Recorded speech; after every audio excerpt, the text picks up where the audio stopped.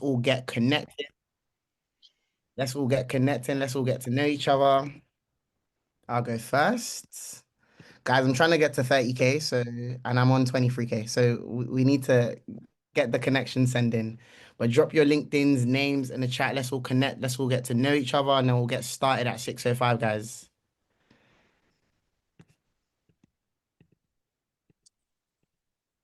Okay, submitting more people in.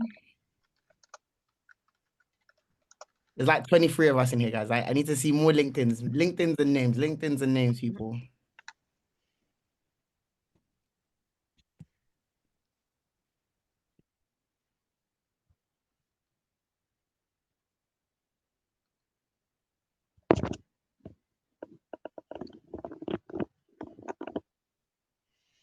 There we go. Hi, Yo. Nice to meet you. Thank you, Demi. Hi, Jeffers. Nice to meet you. Hey, Edna.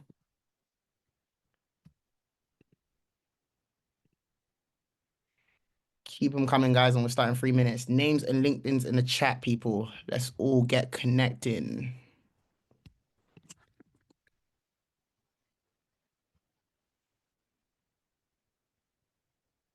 Hey, Emmanuel. Nice to meet you. Hello, hello, hello, people. Keep it coming. Hey, Angeli. Nice to meet you. Keep it coming. Keep it coming.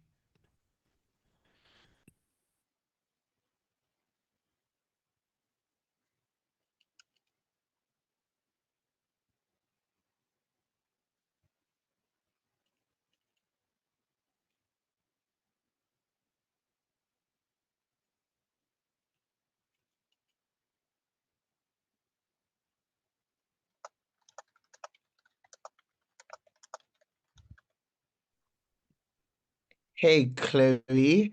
Oh, you attended last week's event in Manchester. Wow, look at you. Active, very active. We love to see that. We love to see that. Keep the names and chats, keep the names and LinkedIn's coming in, guys. We'll start in about 2 minutes.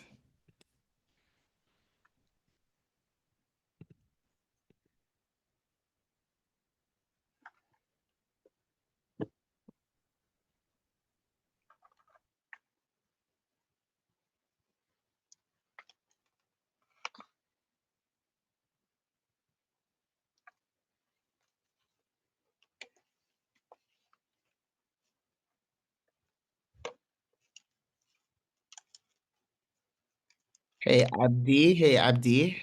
Nice to meet you. Also, guys, don't be shy. Turn on your cameras. Turn on your cameras. Do not be shy. Let's see your beautiful faces. I want to put some faces to names. Turn on your cameras, guys. Okay, 1 more minute and we'll get started, people.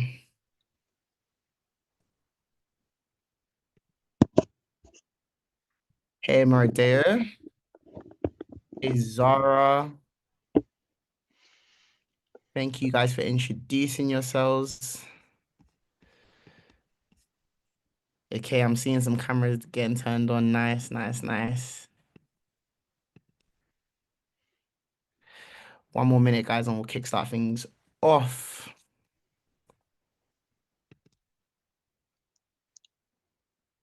Demi, just to get everyone excited, you want to put the application link in the chat as well, so we just have it signpost. I think we can actually pin it as well.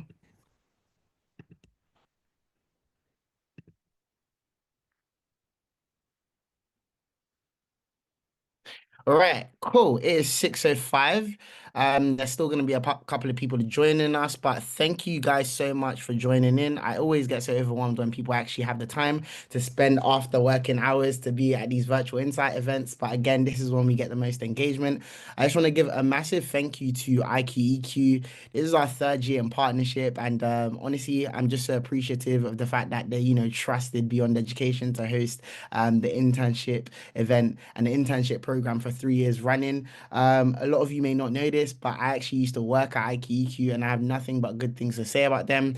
The reason I am the entrepreneur that I am today is literally because of my experience at IQEQ. And, I live and die by it. I literally think it's the best experience that anyone could have as a first job. So, yeah, I'm really, really excited and grateful for them even being here to kind of provide these opportunities. Just to give you guys a bit of insight in terms of how this session is going to go today. So we have a few representatives from IQEQ, three of the previous interns from last year who are now in full-time roles. We have the managing director of the RegCom department, Rachel Aldridge, here as well, and a few representatives from the HR team, and Kirsty being head of HR as well, who's also going to be giving a bit of insight and overview into the program, the internship program available, and also the department's hiring as well. So if I was you guys, I'd listen attentively and also start dropping your questions in the chat as well.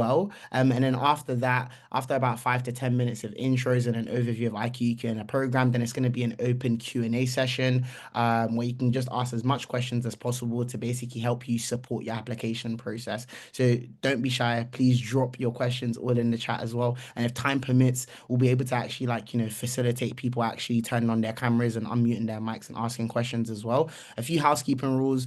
Obviously, if you're not talking, please just keep yourself on mute. You can leave your cameras on.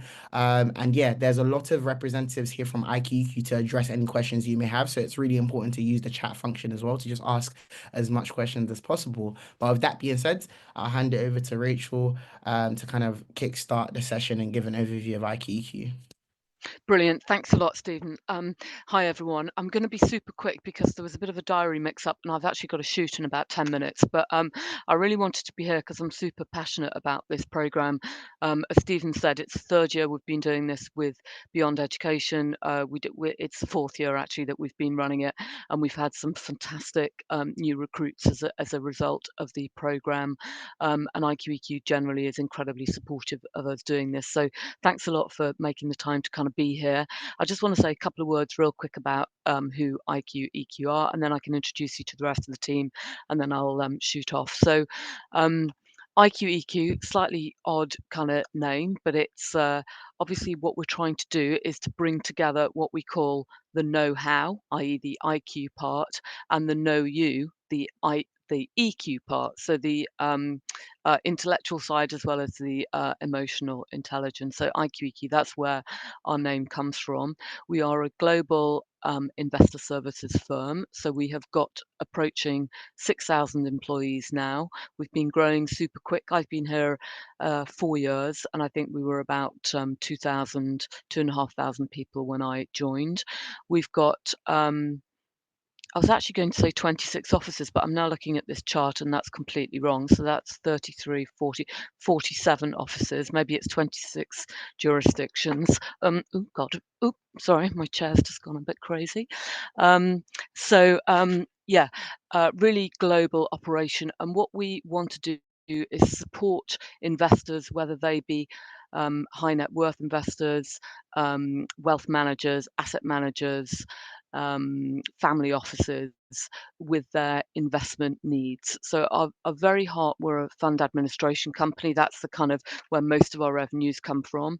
But what I run here in London is called RegCom, so Regulatory and Compliance Solutions. So this is a really large, well, very much a growing business within IQEQ. We have done a number of acquisitions in Asia, in Americas, most recently in France, to build up our regulatory and compliance expertise. So we've now got about 500 people globally who just focus on RegCom, as we call it. So in London here, we have got, well, sorry, I won't say London, I will say the UK, because we are in London and we're also in Newcastle.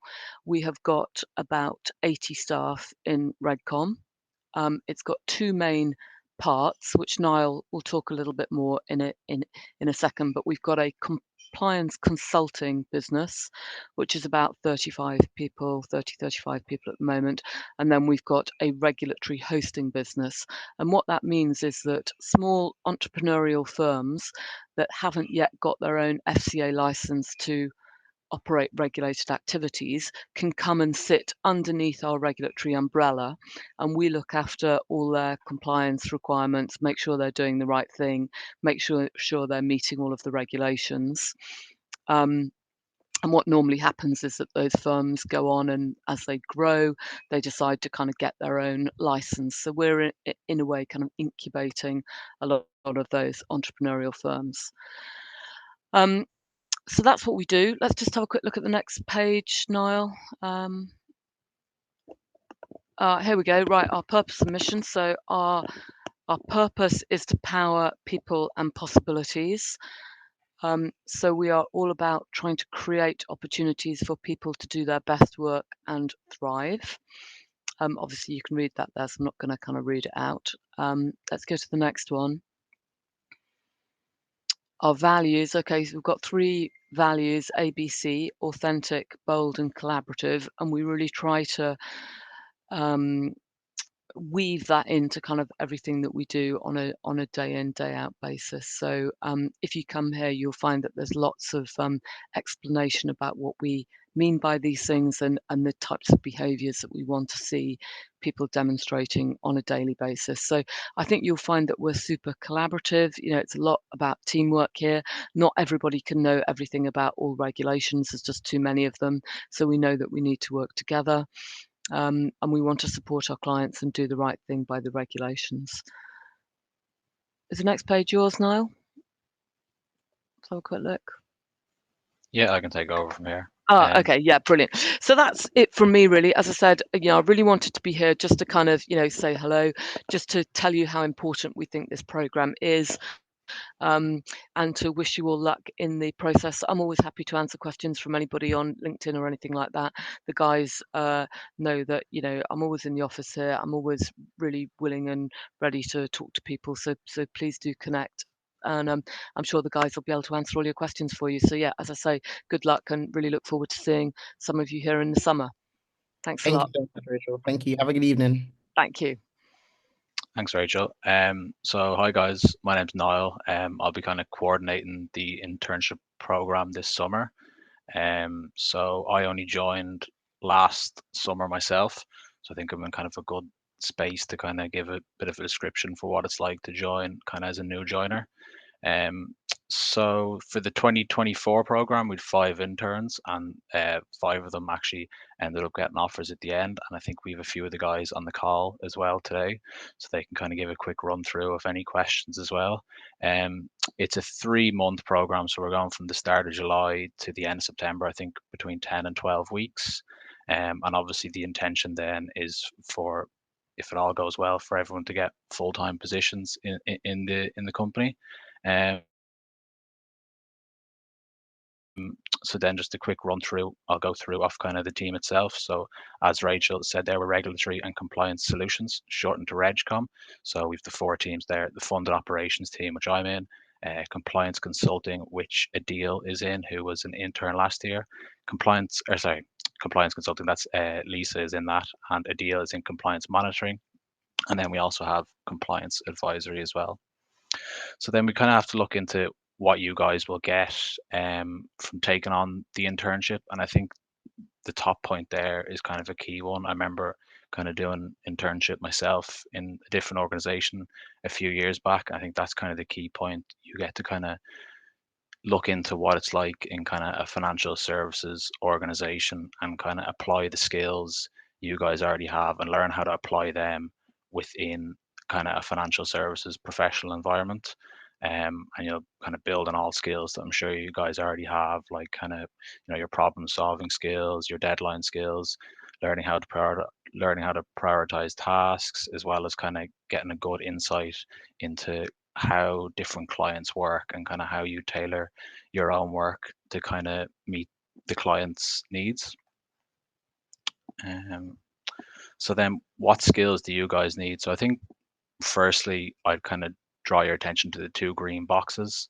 So I think sometimes, like going in, especially if it's kind of a first role, oh, go back one there. if it's kind of your first role out of uni or whatever, it can be a bit daunting kind of looking at job specs. So you don't need to know everything about the funds world, and you don't need to know the kind of the FCA rules, the handbooks inside out. I think kind of what we're looking for is like a lot of kind of soft skills and stuff that you guys would already have, and kind of we're looking to kind of build on that. So, you know, are you able to prioritize your tasks? Are you able to kind of keep your line manager informed on where you are with tasks? Do you know when to need to ask for help? Are you able to manage your time? Are you able to kind of express yourself in emails and that type of thing? So I think it's definitely a lot of skills that you guys will already have. It's just kind of getting an insight into how you will then be able to apply them in an investor services role. So then I'll go through a quick run through of some of the different teams within the department. So first up is my team, the best team. So fund and ops. So kind of what do we do? So kind of I suppose my bread and butter kind of thing that I would do most days, most weeks is investment committee. So this is basically just where our clients will come to us with an investment proposal, and they would provide like kind of a working paper. So they describe like what they're going to invest in, how much they're investing, how much it'll cost, what are the risks, and how they're going to look to mitigate them risks. And then I'll set up a meeting that the client will then have with our investment committee. You guys will be able to sit in on the meetings as well. And at the end of it, then the investment committee decides whether to like approve or reject the proposal. So I think that's very interesting because you get to kind of see basically, you know, look into real life, like why our funds invest in certain things and just get a look at that. So I think that's very interesting. A second thing we would look at, not so much myself, but other people on the team, they would onboard and launch new funds for the clients. So again, very interesting, like to kind of take on the clients from the start, set the fund up for them. You get a look at how the fund is structured. You get a look at how the fund is managed on a day-to-day basis. And then kind of a third key thing that I would look at as well quite often would be to review the fund's assets and ensure that they're given like correct valuations. So say hypothetically on like a quarterly basis, a fund would give their valuation for say if they had 5 assets within the fund, and you would get to look at, right, why is this asset gone up or down in valuation, and look into the reasons why that has happened. So again, I think that's quite interesting. And then just a whole host of just ad hoc tasks. There's really no 2 days the same in the funds and ops team, which is a good thing I find as well. There's a lot of variety. So I think the main thing that you guys will learn, which I think would be of interest to you, is that you'll gain an insight into how the funds are structured, and then obviously you'll see the investment strategies behind the funds as well. Um, so yeah, that's kind of a quick overview of my team, funds and ops. Nice. Um, I was gonna ask now quickly, just before you move on to the next slide, what kind yeah, of yeah. interaction would the, I guess, compliance consulting or the compliance monitoring and advisory team expect to get with all the different teams within RegCom? Obviously, the internship is for the compliance monitoring and advisory side of things, so it'd be interesting to understand what level of exposure you get to the other sides of RegCom. Yeah, I think you get quite a bit. Like quite often, I'd be interacting with a deal or the other guys in the monitoring teams, the advisory teams. Like I'd say definitely a couple times a week. There's definitely a good bit of exposure. I don't know if a deal or any of the other guys want to jump in on that. Yeah, so I work in the compliance monitoring team, so I also do the fund monitoring as well. So I do a lot of checking on G10 and Sapia and checking with now to ensure all documents and investors are opted up correctly, etc., etc. So we do also have quite a few contacts. Got you. So I'm guessing, like, sorry, just to kind of like cover that, you mentioned like G10 and Sapia. Could you just give us a bit of a dumbed down overview of like what that actually means for a lot of people who may not be clued up on So, fund? yeah, Yeah. I take it a deal. So Okay. No basically, problem. G10 and Zapier are kind of the two kind of licenses that clients will come in under our license, and they can basically trade under our licenses, which is G10 and Zapier. It's like a really, really basic 10-second explanation of it. Perfect. No, thank you so much for that. But I guess, like, guys, what you can kind of get from this is that there's the element of like cross collaboration across the different teams in RegCom, basically. So even though you are going to be working in the compliance monitoring and advisory team, there's still the opportunity for you to interact with the other departments as well, because everything is still kind of interlinked under RegCom. So I guess that's just what I really wanted to kind of cover, for everyone that's thinking, oh no, but that team's like completely different. But sorry, no, you can carry on. Yeah, 100%. There's loads of collaboration between the teams, pretty much every day.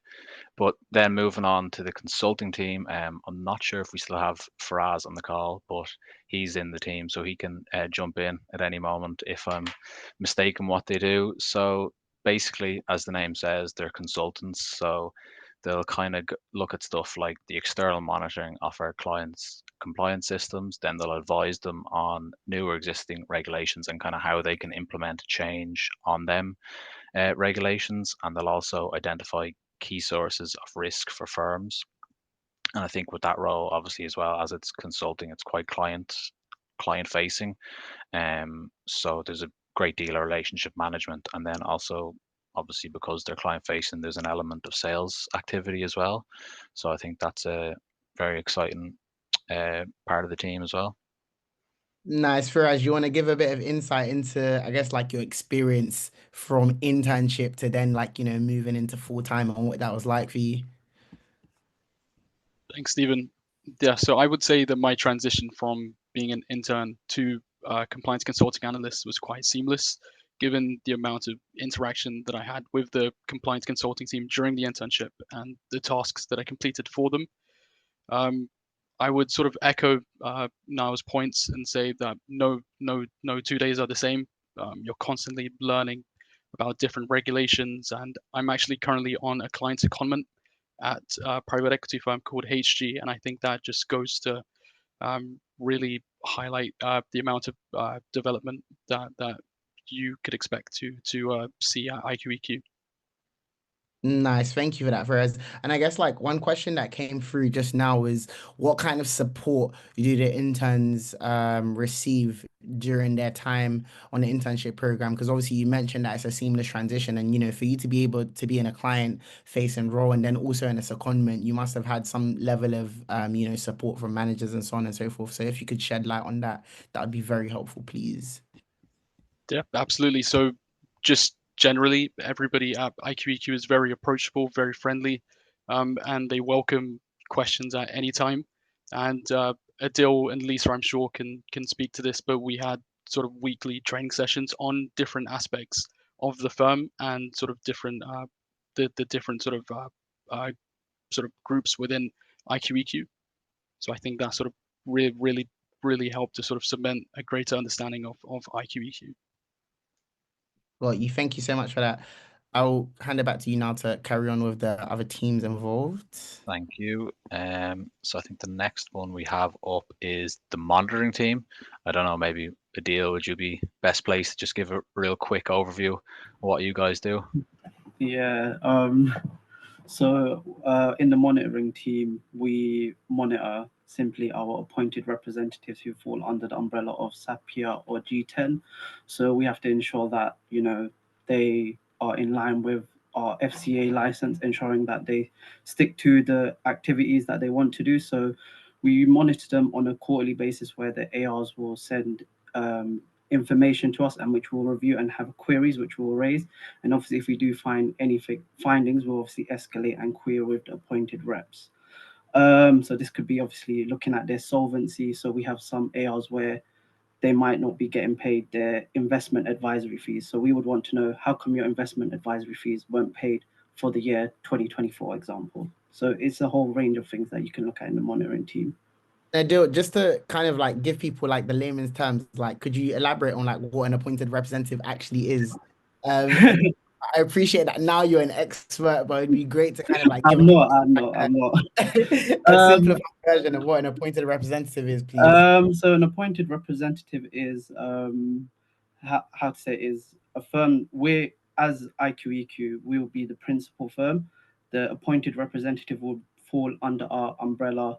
Essentially, they're like seconded into IQEQ where they can undertake regulated activities. So they would be the appointed representative, and we're the principal firm where we conduct oversight on their activities. Got you. So the appointed representatives is kind of like your portfolio of clients, basically, that you're basically monitoring all their regulated activities because they're carried out under IQEQ, and you have to make sure that they're on the straight and narrow, basically. Yeah. Got you. Perfect. Thank you for that. Thanks, Adil. And last but not least, we have the advisory team. So I don't think we've anyone from the advisory team on. So I'll give my kind of layman's view of it. So what do they do? So they do reviews of client marketing materials, as you can see there, fund decks, service announcements. They would assist with new clients when they're onboarding and kind of obviously advise them with any queries they would have in relation to compliance. And obviously a big task they have there is the last one, SMCR. So I believe that's basically just ensuring that the business are meeting the firms, as in IQEQ and the FCA, which is the Financial Crime Authority standards. And one of the key, I suppose, learnings of this team, which again I think sounds very interesting, is that you get a view of different business models kind of from when you're working on that team. So you get to see kind of corporate finance, private equity, and venture capital business models. So I think that is all the slides. Stephen, are we moving on to questions now, is it? Yes. We've had a few kind of like rolling through at the moment, but this one is probably best placed for Kirsty if she's still on the line. Someone asked what the different roles available are. So obviously compliance monitoring, advisory, Regcom, they're all split into different parts. So they kind of wanted to understand which explicit roles are they applying for in that respect. So we're still trying to determine the split at the moment. So it is going to depend a little bit on what we put through, but it's very likely that we'll have a couple in sort of hosting and a couple in consulting. We are open to personal interest. So as I think Niall mentioned earlier, the ideal goal is that these become permanent roles. So we do want to make sure that you're getting the exposure that you need in order to determine whether it's a career for you, perhaps not in the department you're initially placed in, but another.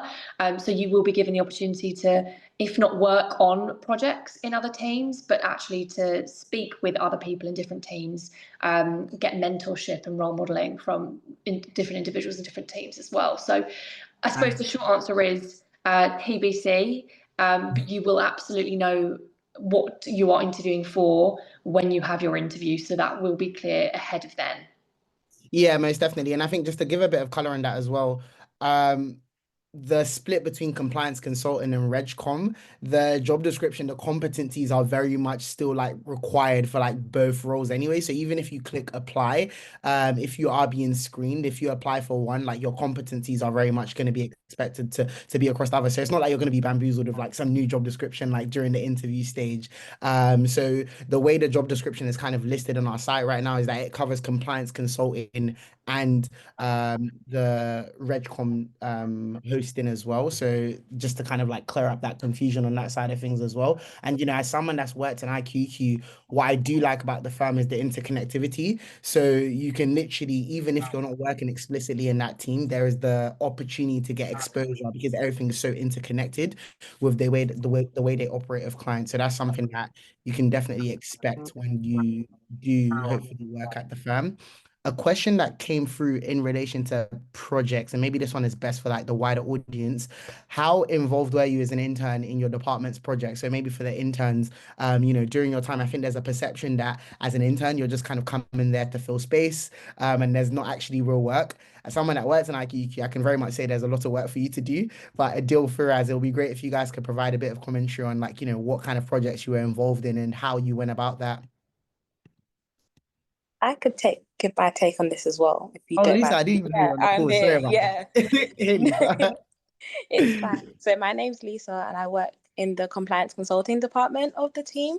I'd say during the internship, one thing they specify is getting involved in any sort of projects. So for example, me and Firaz worked closely together on a huge monitoring project whereby we had to screen different clients, etc. And then every week we had to speak with the manager to give our feedback, to give our take, and to do what's next. So you're very intertwined with the work. Like there's always something to do. And if you don't have anything to do, then they will find something for you to do. So you're very involved as an intern from the very beginning. Nice, nice. No, that's good to hear. Another question that's come from, I'm trying to filter through some of the more interesting ones. How has AI impacted the work that you do in the compliance industry as a whole? I know it hasn't had too much of an impact in funds and ops side. Kind of the main thing that we found is obviously when I speaking earlier, we're doing investment committee and valuation committees. We can now kind of do AI minutes, so we can minute the meetings via that, which is quite quite saves a lot of time. Basically, it's quite a strenuous task typing out minutes, so that's a good one from our end. I don't know if the guys have had anything specifically in any of their teams. No one. That's good then, guys. That's actually a positive. At least AI is not going to take the jobs for the foreseeable future, guys. So if there's silence there, that's very much good. And I think that's the beauty of like the compliance industry, right? It's ever evolving. There's so many more regulations coming into effect on a daily basis. So with that being said, in fact, there's probably going to be AI regulations that come into effect. So if anything, it actually bolsters like the fact that there's probably going to be more jobs in that space, to be honest. Another question that has kind of come through. What are the most rewarding and challenging parts of your role? So again, I can appreciate that, a client-oriented role comes with a lot of challenges, but also rewards as well. So again, any of the interns or previous interns, you'd like to cover that? I promise Kirsty won't get you in trouble if you say the truth. I think for especially in my role, the monitoring side, I get exposed. The most rewarding is getting exposed to the different business models of the appointed reps. So even though it might be investment advice that they provided, the investment advice is different business models. So you're exposed to that. And to be honest, some of the business models are so complex, I don't even understand them myself. So I just have to sometimes sit there, understand what they're saying, and then I'll do my research and then come back and then, okay, this is what the business model's about. And in terms of challenging parts, I think with the appointed reps, because they're so focused on their business model, they might forget about the compliance side. I think some appointed reps might not be aware that they are regulated by the FCA, if that makes sense. Yeah, yeah. No, that makes sense. That covers that. Lisa, any commentary, theorize anything you have to add to that? I can say a challenge in consulting is sometimes clients, their response time, sometimes they will ask you to do a task, you do the project for them, and then they could maybe respond 6 months later because maybe they've had different issues in their business sides that they haven't let us aware of. And then if there's a rule that's changed within the FCA, it could be difficult to adjust, but you kind of learn how to adjust as you go along. So Got you, that's a got you. challenge, I'd say. For us, you can take the reward side maybe. Yeah, sure. So I'd also echo Adil and Lisa's points. But I'd say just going on to a rewarding aspect of the role. I think some of the projects that I've worked on have been sort of quite high profile, working with sort of really high profile clients. So I think it has sort of been really rewarding to sort of read about that. So I think I'd say that's probably my sort of most rewarding aspect. And of course, the people. I'd say just being exposed to the team at IQEQ and the level of client interaction that you would get not only as a compliance consulting analyst, but even during the summer internship, I'd say was really rewarding. Nice. Yeah, one thing I do like about consulting is that it's a really hands-on learn as you go kind of role. So you're thrown in a deep end, but if anything, it kind of like develops you a lot faster, in my opinion. So it's definitely something I'd recommend. I'm filtering through a lot of people are sending like technical questions, which is great to see where you guys' heads at. How do you stay up to date with regulatory changes that can influence investments? And how much direct interaction with regulators do you have in your role? This is a very interesting one, actually. So yeah, I don't know now if you want to go with that one first. Yeah, so I think it's just really keeping abreast of what the FCA are putting up, and keep on looking at that. And then obviously, if someone in the team sees something that's gone up, they'll obviously share it, and we'll all read around. As for contact ourselves with the FCA, I wouldn't have had that, but I think that'd be more kind of at Rachel's level. I think she would have had some meetings with them, but yeah, nothing for myself. I'm not sure if any of the guys have anything to add on to that. Just to add on to Niall's point there, I haven't had sort of any interaction with the regulator, with the FCA. But just in terms of keeping abreast of different regulations, I recently, set up sort of FCA alerts. So whenever there's a new regulation or sort of any sort of update from the FCA, I'll receive an email from that, which has been quite handy. And I would also say that the IQEQ website, we publish newsletters and articles on sort of different regulations, and that's definitely something that we were involved with as interns.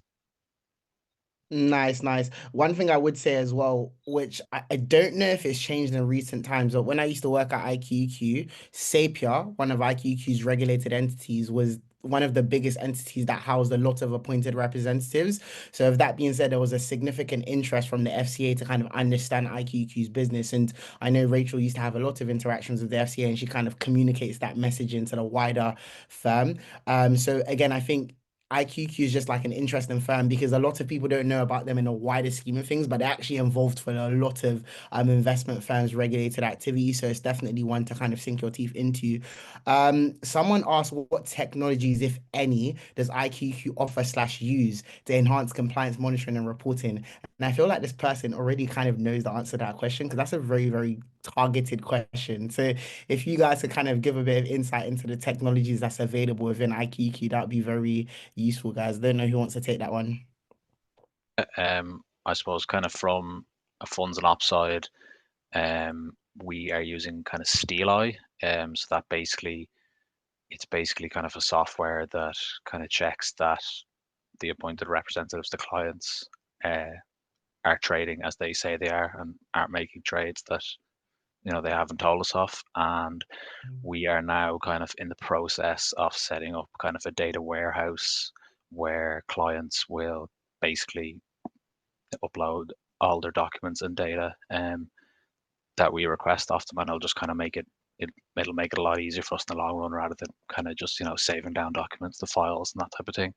I'm not sure the guys have anything to add. But Adil, what software do you guys use for compliance monitoring? We use Max Comply. So this is where we onboard our approved person. So the approved persons are who to undertake regulated activities. It can be where the appointed reps will submit financial promotions, where our advisory team will review the contents to ensure that it meets FCA regulation before being distributed to potential investors. And then in Max Comply, the ARs will submit their quarterly information. So client registers, agreements, which we'll review to ensure, once again, appointed reps are dealing with clients that are classed as professional. Got you. And do you know the background of Max Comply, how it came to be, if you have any insight into that? No. No problem. No, so I'll give you a bit of overview, guys. So Max Comply is proprietary software that IQQ kind of developed to enhance compliance monitoring activities. And I think, again, it's just to kind of show the testament of how innovative the firm is, because typically the way compliance monitoring used to happen, like historically, is that you kind of just ask people questions via emails here and there. But what IQQ ended up doing is basically developing in-house software that they now essentially commercialize and actually sell as a service to other compliance firms that also want to use that. So other clients that also want to use that software as well. So it's something that's very, very interesting and proprietary, and just goes to show how innovative they are.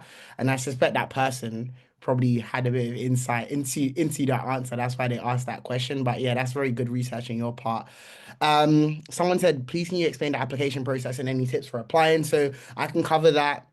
And then maybe, Kirsty, if you have any additional bits, you can also add as well. But beyond education, are kind of facilitating the whole recruitment process for the internship program. So what will happen is that right now you can submit your application via the website, where you'll be asked for a CV and a cover letter. And it's not a traditional cover letter. It's simply answering questions that we've kind of elaborated on in the job description to kind of understand your motivations for applying for the role and interest in the industry. Then if you could just drop the link in the chat again so that people can have access to it more recently. So then what would happen is that our team would basically screen the application applications and start creating a short list of people that we're going to kind of be screening before we provide them to IQEQ. So if you apply, you can expect like a response within 2 weeks, basically, where we're going to be screening applicants and basically doing screening interviews. And then once you're shortlisted, we provide that shortlist to IQEQ, who are then going to do a final selection of people that they would like to invite to the actual interview process. And it should be a 2-stage interview process dependent on IQEQ. I know sometimes some team departments kind of want like a final interview with candidates as well, but there should be a case study and then also a competency-based interview as well. And of course, like, we have application support sessions, which I'll kind of run you guys through later in terms of how you can basically make sure that you're getting support throughout the whole interview process as well. So that's pretty much how it's going to run. And then the internship should start in July. But Kirsty, keep me honest here if I've missed anything so far. No, you haven't missed anything. It will depend slightly on sort of exactly when we run the interviews. We may only do a 1-stage interview process, but make it quite comprehensive so that we are covering competency-based questions and then obviously a case study. I want to make it crystal clear here that obviously we're talking to you guys, most of you, in fact, all of you shouldn't have previous experience, right? So we are not going to be giving a selection of really technical questions. We're not going to be looking to assess your knowledge of regulations as it stands. So please do not worry, that will absolutely not come up. Therefore, our interview is very much assessing how you would fit into the business, what it is that you are looking for, your communication skills, because obviously a lot of these are client-facing roles. So actually, when it comes to the interview itself, please don't worry. We want you to perform well. We want you to, put your best foot forward. We're not looking to trip you up. So please don't worry about that. I would also add that when it comes to tips, which I think was part of this question as well, I always think the best thing any candidate can do, but especially sort of for this level or role, is ask questions. Come prepared to ask questions. We want to know that you're inquisitive. Again, a lot of your client-facing consulting exposure will involve asking your clients questions. So knowing that you've got that kind of skill set is really helpful. But also it shows that you're interested, you're curious, you want to know about IQEQ, you want to know about the team. So if I'm going to give you any advice ahead of your application process, it's to think about some, not just the obvious questions, not just what do you like about IQEQ, but try and get a bit creative with it if you can. Got you. Thank you so much for that, Kirsty. And something to mention as well, and Demi, if you could put these links in the chat for the upcoming sessions. So to support candidates throughout the application process, we're actually going to be hosting an application support virtual event tomorrow, where we're going to get some of the other interns as well to kind of support you with more like, practicalities of like, what to expect in the interviews, how to put your best foot forward in the application process. There's also going to be a career coach as well there to kind of support. And then after that, if you do get selected for the interview, there's also an interview prep session as well that you can sign up for. So we're really trying to do everything in our power to basically make sure that you put your best foot forward in this application process to really stand out. There was a question here that I think is suitable for the previous interns who are now analysts. What was the actual, like, I guess, transition conversation like? What were the practicalities of you transitioning from intern to analyst? How did that work? Was it smooth? Like, what did you have to do to kind of stand out to go through that process? Lisa, I'm gonna pick on you because you're the first person I can see for some reason. So let me know what that looked like for you. It was quite a smooth process. I will say that the manager that was in charge of the interns last year, what he did, he would ask you questions and see what you were interested in, basically your experience within the company. So what have you learned, what you're interested in, would you want to continue? And if anything, why would you want to continue within the company? So having those questions in the back of your mind and you making answers of them helps you understand what needs to be done. And then from there, it was more of a conversation and then transitioned into a full-time role. It was quite a quick process. So yeah, I think for us, Adil can agree on that part. Yeah, no, I agree with Lisa's points there. I think it was quite informal in the sense that it was a conversation with the our manager who sort of oversaw the intern cohort, and sort of we expressed which roles we were interested in, and that was essentially the transition. Nice. Someone also asked as well, how does IQEQ kind of provide feedback to interns during the course of the internship program? What does that kind of look like? Adil, maybe you want to. Yeah. So with our in when we did the internship, we had weekly one-to-ones with our line manager, and he would give us feedback from what task have we done, what feedback he has received from other departments, and essentially feed that to us. And obviously, I would use that as building blocks to obviously make myself better into the next week of my internship. Mm-hmm. Nice, nice. A question that came here, but I think Kirsty is kind of already covered, but I'll reiterate again. Are there any specific education/experience requirements for applying? It's only an eligibility criteria in terms of if you're graduating this year as a 2025 or if you're a working professional. And mainly because the ideal scenario is that you would be readily available to start a full-time role after you complete the internship. So that's the only hardline requirement. But as Kirsty kind of reiterated, they're not looking for experts in compliance. If anything, it's more so of an interest in the field and just the general work that IQEQ kind of does as well. And again, the previous interns will kind of testify to that. They weren't experts by any means. It's just about having interest.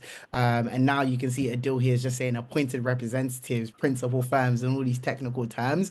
You become an expert over time, obviously, but again, there's no hard set requirements for you to kind of be the actual expert in the field of compliance. A general question that I'll kind of pass to everyone: what makes you stand out in the application process? I can take this part just as general feedback. I think within the application process, I think the best thing is to show that you're interested and why you're interested. Like, don't just research one specific thing, research the whole industry. Make sure you show that you're really interested in learning, as well as previous knowledge that you don't necessarily need, but the interest is a huge factor. Perfect. Someone also asked, what does the training look like for interns when they join the program? So I believe you guys had a buddy system, but it'll be great to kind of get a bit of insight into what training looks like for interns, generally speaking.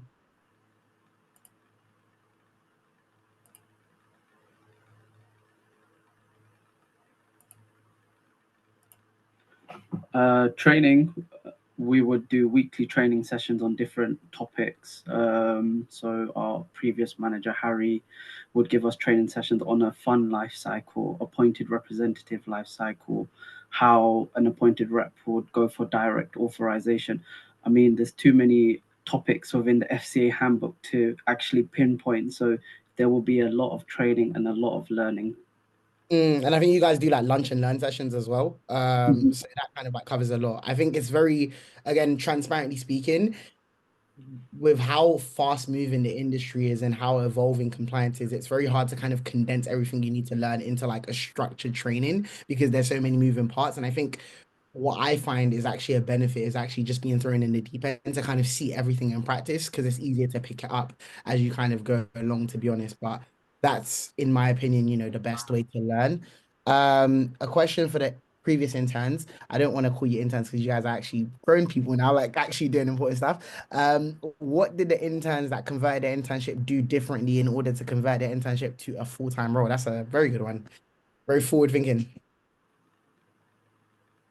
Guys, you want to go for this one? Just to add, I think we've converted most of our interns to permanent. You could correct me if I'm wrong, Stephen. Yeah, 4 out of 5 to permanent, and then the year before it was everyone. Yeah. Right. So I think we've had a pretty strong exchange rate. What I would add is obviously there's never a guarantee, so please don't assume. But I think if you demonstrate in your internship all the skills that you demonstrate in an interview, i.e. the strong communication skills, the ability to ask questions, the interest, then we're obviously very, very open to having that conversation. Nice. Thank you so much for covering that. And someone asked this question a while back in terms of the kind of traits they should have when coming onto the internship. And I really want to cover this one as someone that's worked in IQEQ. I think something that's really underrated when going into especially consulting firms, is like, having a bit of an entrepreneurial mindset. And I think Niall kind of covered it earlier. If you're working in the compliance consulting division, for example, there's an element of business development. It's a client-orientated role. And surprise, surprise, the way the company kind of like operates and stays in business is by making money. So, kind of like, understanding your client's need and looking at upsell opportunities and figuring out ways to basically add value is really important. That's the metric that Rachel gets measured on when she's managing the RegCom team. So it's really important as an individual, as an analyst, as an intern, to kind of have that mindset, because I think sometimes we think that if we're like in a really junior role, that's not really our responsibility. But if anything, you being able to figure out ways to kind of pass on new business to the sales team, that will make you stand out more than anything, because what you're actually doing is you're contributing to keeping the lights on within the firm. So I think this is a really important mindset to kind of have. And I know that some other employers tend to, I guess, deter having an entrepreneurial mindset. But when it comes to a consulting firm, that's the number one thing that kind of keeps the lights on. So it's just important to kind of like bear that in mind in the grand scheme of things when, kind of looking to work in consulting. I don't know if anyone else has any thoughts to add on that before I move on to the next question. Firaz, you been quiet. As someone that works in compliance consulting, what kind of business development activities are you involved in? So something that I was involved with during the internship was reaching out to clients and sort of gauging whether they would be interested in receiving services from other parts of the business that we could offer them. So I Nice. think I'd say that that's probably the main sort of work that I've been involved with there. But Nice. I think the fact that I am on a client secondment, I'd say that also sort of goes hand in hand with that.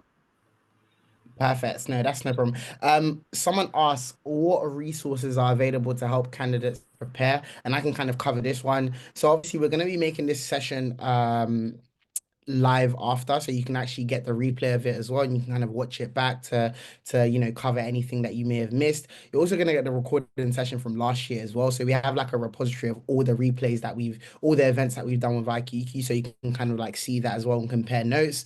Another thing as well, Demi, if you could put this in the chat, we have a repository of CVs and cover letters, right, from successful applications across a variety of industries. So this is for you to kind of like get inspiration to support your application process. Again, keyword, get inspiration, not copy, get some inspiration. We will be looking out for that. And then, as I mentioned as well, we have these sessions that Demi has kindly planned with the previous internship cohort, as well as a career coach, to kind of really support you guys in the application process as well. So yeah, there's a bunch of resources to basically make sure that you're putting your best foot forward in the process. But I feel like we've covered every single question in the book, unless Demi, if there's anything I'm missing on my sides. It's been a good session so far. I just think the key takeaway here is that do not deny yourself of the opportunity here available. Like Chrissy has said over and over again, they're not looking for any technical kind of resources or abilities. So if you know that this is something you're interested in, please come into tomorrow's session, see how you can actually support your application to be one of the best applicants there, and just apply. That's what I would say. Perfect. Thank you guys so much for all attending. All of this is going to be made available to you in a follow-up email that Demi is kindly going to send with also links for you to sign up to tomorrow's session. Again, I can't stress this enough. It's really important that you guys come to that if you really want to put your best foot forward. Applications will be closing in the first week of April, and we're already having a lot of applications. So, the earlier the better. Take use of all the resources that's available to you to basically make sure that you put your best foot forward. And just want to say a massive thank you to the IQQ team for actually taking the time out after work. 2 hours after work, and they're literally here. So we really, really appreciate it. And we're grateful for the continued partnership with Beyond Education, and we look forward to working with you in the future as well. But thank you guys so much. Thanks all. Best of luck. Perfect. Thank you Thanks, guys. Right. Thank you, everyone. Thank you. Take care.